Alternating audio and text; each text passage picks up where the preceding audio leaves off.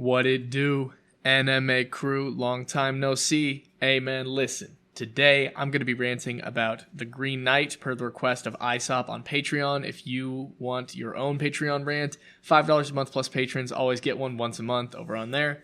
So yeah, this is a movie that Aesop's been telling me about for about 4 years, ever since it came out back when I was in high school, 2021. It's an A24 Pictures movie, and it's extremely visually stunning. It starts off with, after a quick establishing scene that sort of gets you excited for the movie. It starts off with this like establishing shot of a poorer area of the kingdom, some maybe a peasant who's like drunk and like passed out, and then a bunch of farm animals, and then the plants and all that stuff. It doesn't look like especially arable land or anything like that. It's just not a great area. Before the camera starts zooming back. And what the camera eventually reveals is that our main character isn't like one of the farmers or peasants or anything like that. He's just in a brothel. It's actually slightly later revealed that he's related to nobility. But as it's zooming back, music starts playing for the first scene where it like introduces him and he goes through the whole brothel and all that stuff, the establishing shots. And the music that's playing starts with just the rhythmic drip of water from a windowsill.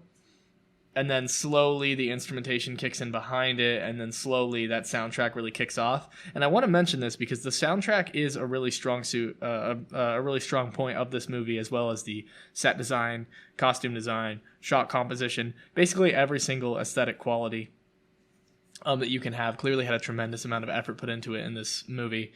But the reason that I mention it is because it reminds me of a lot of stuff I talk about in anime in terms of integrating things like music or things like the characters in the foreground with the background. That's not something you really have to work to do if it's not 2D animated. If it's like the characters are literally in the background, it's just filmed in a live action movie. But I thought of it as an interesting parallel because it really does a good job to connect the score of the film to the world by giving it that diegetic component. And it's actually not the only time. It kind of is the only time, but later on in the movie there's another very thematically important scene with a bell, and the bells are like subtly playing in the background as the scene starts after showing that. So there were a couple things like that throughout the movie, which I thoroughly enjoyed. Basically everything from an audio-visual perspective was super on point here, but the story follows this guy who's a little bit prodigal. He seems to be related to nobility and has ostensibly, or at least allegedly, plans of becoming a knight, but is sort of shucking off his responsibilities until a later date. Seemingly, the implication is that later date's never going to come unless push eventually, comes to shove. And at the Christmas dinner, his uncle, the king, I believe the king is his uncle, basically calls him up and is like, I want great things for you. I appreciate you more than almost anybody. I see great potential in you. Blah, blah, blah, all that good stuff. And then boom, Green Knight pose up, weird ass Groot looking thing, carrying a humongous axe. Unbelievable. Okay, my cat is like choking herself on my mic wire for some reason. I need to get that away from her. But yeah, he comes in and he basically says, "Cut me down, land a hit on me, and I will. And you have to come back in a year, and I have to be able to land the same hit on you." And so he surrenders himself, and he's like, "Hey, who is willing to face me?" And all the knights are kind of like pansies. they kind of pussy out of it until, him, who's like freshly invigorated by, the cosign of the king himself, it's like a really big deal in his life. He said he has no stories. This is like the prime time, probably because the king was in cahoots with his witch mother. Main character's mother is a witch, and she basically summons the Green Knight to try to make something great out of her son. Later on, it's revealed, because she follows him around as like this kind of fox type of thing. At least that was my interpretation of it. That she didn't want him to go all the way. She basically just wanted there to be this great showing of courage by him, and then for him to be, exalted by everybody, and for everybody to view him as a brave man and all that stuff, even though it wouldn't necessarily be earned. Such goes the nepotism of the crown.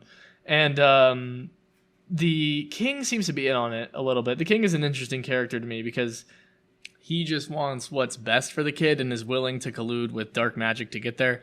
Maybe he had to collude with it himself to get to the throne. I don't know. Maybe that's what he is descendant of. But there is kind of a funny hold me back moment where he's like, the Green Knight walks in and he's like, oh man, I'd jump across there and hit you myself, but I know I shouldn't, so I'll get one of my knights to do it. And then the knights all pussy out, and none of them want to do it, except for our main character, who eventually does it. Green Knight surrenders himself. He cuts his head off, and the Green Knight stands up anyway, walks away, and he's like, ha ha ha, you got to come to me on Christmas and fucking kill me.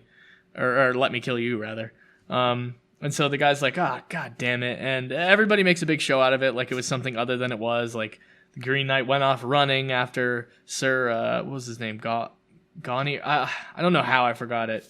I'll remember it right after this rant, but Gavian? I don't remember what it is, but Garwin, right after Sir Garwin, so heroically slayed him, when in reality, Garwin's terrified. He can't get it up when he's boning his prostitute pseudo-girlfriend that he won't commit to, and he's just kind of generally terrified for the whole year. He just sort of spends it wasting away, distracting himself from the inevitability of death. It's like he needs even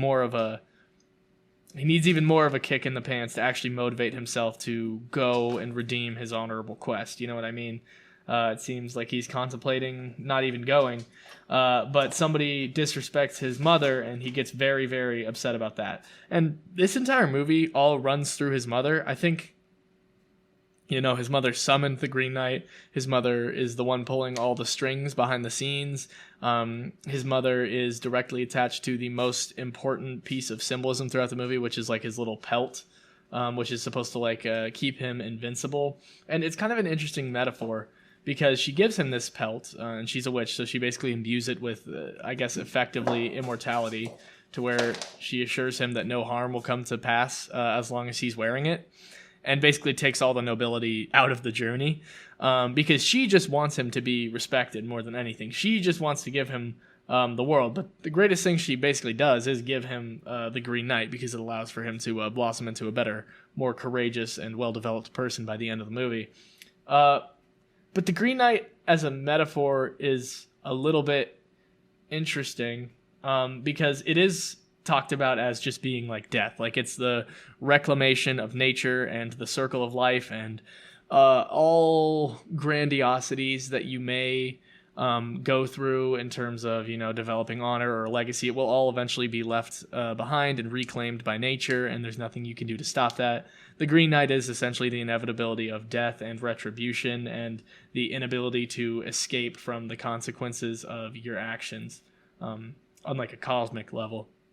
So it's kind of like, just by virtue of being his mother, just by virtue of birthing him into this world, she exposes him to the Green Knight, if you know what I'm saying. Like, maybe it's a little bit of a stretch, but just letting him into this world, she basically sets him up with a timer. She, exposes him to the reality of death, and she wants to do everything she can to help him cheat that, basically. But by the end of the movie, he sort of has to forego her protections and go out on his own to learn what it really means to be honorable, to be chivalrous and great, and to do something that he believes is worthwhile. Because there can only be honor among two people. The interesting thing about becoming a legend and all this chivalry and stuff like that is that he has to sort of humble himself to the point where chivalry can only exist between two people who see each other as equals. You know what I mean? Like, there's no martyrdom, and he won't let himself become a martyr because he values his own life too much. Which is sort of, I guess, a little bit of an interesting and humane thing about his character. But the honor is more important than the martyrdom in this story, really. Because he goes on his journey, and there's a few steps. There's like three main things that happen on his way to the Green Knight. The first thing is he gets ambushed by these thieves, and I think they ambush him because he doesn't pay them enough. And at first I was like, maybe it's, something that's testing his gratitude. A lot of this does seem to be orchestrated by his mother trying to develop him into a more complete person, but I don't actually think that. I think he did just straightforwardly get fucked over, and it was more of an establishing tone setter for the journey and for him to learn that, like, hey, shit ain't sweet out here. You're not going to be able to trust everybody, and it gave him the resolve that he never knew he had or never knew he needed, to stave off death and do painful things in order to make sure he can stay alive by like squirming out and cutting his way out painfully from his bondages, with his sword, cutting his hands in the process and stuff like that after envisioning himself dying. I think he did straightforwardly get screwed over because on one hand, while the guy tries to say like he didn't pay him enough, in reality, the guy said, "Hey, you're a knight." And he was like, "No, I'm just passing through." He's like, "Yeah, you are. You're a knight." And the guy's like, "All right." And then he's like, "I'm just passing through, though. I'm just going north." And he doesn't ask for any advice. And then the guy's like, "Oh, if you want to go north, then you got to follow that stream over there. And if you go up the stream, there's that." And he's like, "Oh, all right. Thank you for the directions." And he's like, "You're not going to pay me? You're not going to pay me?" And then he like pays him like a pittance or something. And that's sort of the guy's excuse for ambushing him later. But it's a shit excuse. So I think that was more so just once again a tone setter, exposing Garwin to the cruelness of the world and helping him find his internal drive for survival. The next thing he runs into is a shack where, in a very similar situation to him, there's a girl who needs to get her head back.